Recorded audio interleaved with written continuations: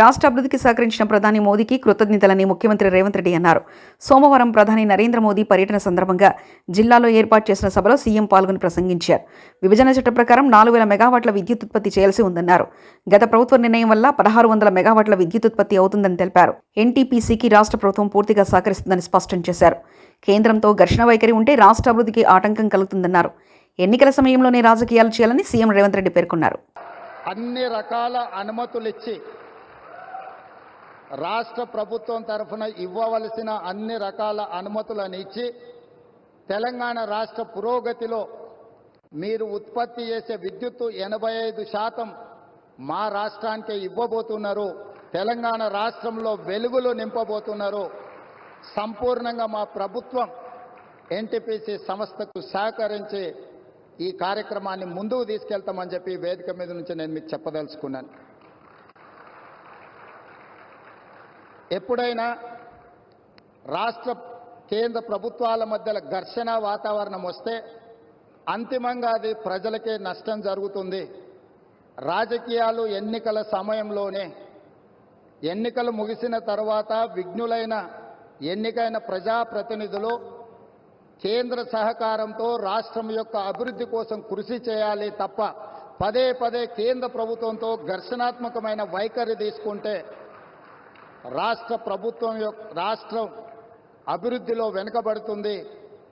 ఈ అంశాలని పరిగణలోకి తీసుకొని మా ప్రభుత్వం ఏర్పడిన వెంబడే ప్రధానమంత్రి గారు సమయం తీసుకొని రాష్ట్రంలో 2014 పునర్విభజన చట్టంలో పొందుపరిచిన అంశాలనే కాకుండా రాష్ట్ర అభివృద్ధికి సంబంధించిన చాలా విషయాలు ప్రధానమంత్రి గారి దృష్టికి తీసుకెళ్ళినాము.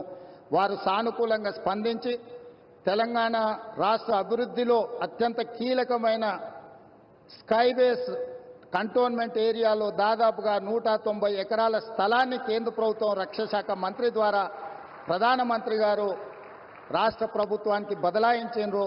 వారికి రాష్ట్ర ప్రభుత్వం తరఫున కృతజ్ఞతలు తెలియజేస్తున్నాం.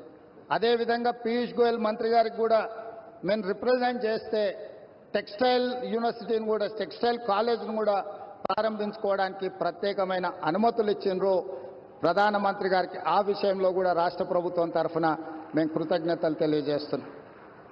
మా వైపు నుంచి ఎలాంటి భేషజాలు లేకుండా రాజ్యాంగబద్ధ సంస్థలు, గవర్నర్ వ్యవస్థ కానీ, జ్యుడిషియల్ వ్యవస్థ కానీ, ప్రజల చేత ఎన్నుకోబడ్డ కేంద్ర ప్రభుత్వంతో ఇలాంటి ఘర్షణాత్మకమైన వైఖరిని మేము తీసుకోము. రాష్ట్ర అభివృద్ధిలో వాళ్ళను సంప్రదించి రాష్ట్రాన్ని ముందుకు తీసుకెళ్లడానికి అవసరమైన కార్యాచరణతోనే ముందుకు వెళ్తాము అని చెప్పి ఈ సందర్భంగా మీకు అందరికి తెలియజేస్తున్నా. नरेंद्र मोदी जी हमारे हिसाब से प्रधानमंत्री का मतलब हमारे बड़े भाई के जो मदद रहे तो ही हर प्रदेश के मुख्यमंत्री